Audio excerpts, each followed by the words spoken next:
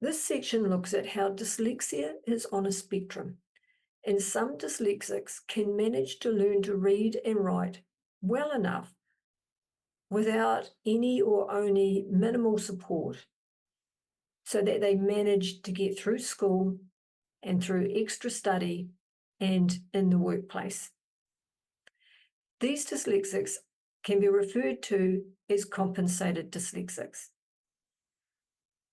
The stat around this is that a quarter of our dyslexics are compensated dyslexics, so they've learned to read and write well enough to get by. Compensated dyslexics may like to read and read a lot. However, they tend to read by gist, and if they don't know what a word is or how to read it, they'll use the context of the book, other clues, and their own general knowledge to work out the gist of what has been written. This is why fiction books are easier to read, as it doesn't matter if you don't know a word or two, as you can understand enough of what the story is to work it out. Where this strategy falls down, though, is when you are reading textbooks for like study or work, doing maths word problems, or answering an exam question, as it's important you know what each word means. Even with instructions, it can be an issue, as you may not read the instructions correctly or you misunderstand them. If a dyslexic has received a structured multisensory phonics type learning when at school that worked for their brain, so it was delivered in a dyslexia-friendly way, they will have this extra tool in their toolkit, which is the sounding out, that will help them work out how to say words and how to spell them, so they don't have to rely on guessing or working out the gist of what they're reading.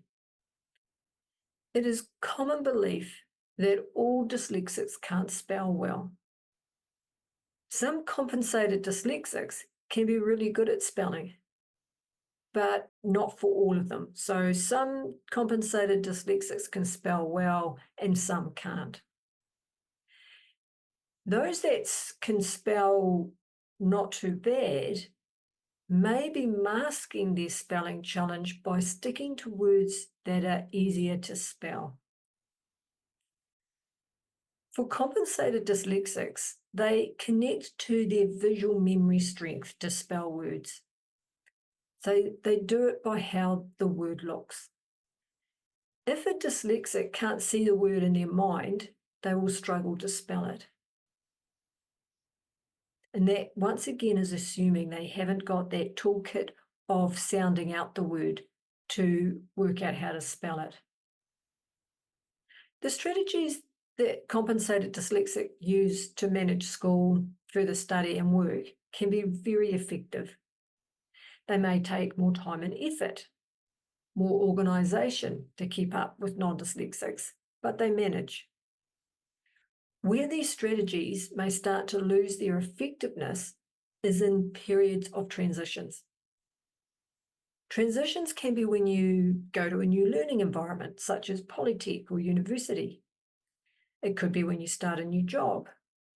If you get new responsibilities within your role at work. If you are promoted and there could be more report writing needed. Or if you get a new manager or boss. Not being able to manage these transitions, which impact on any dyslexic, can lead to dyslexic burnout. Compensated dyslexics can manage generally well when they are on top of things. However, in these times of transition, they can struggle because compensated dyslexics still have the underlying difficulties of short-term memory, ordering and sequencing, and processing verbal information. It's just harder to spot those difficulties when your strategies for managing your dyslexia are working well.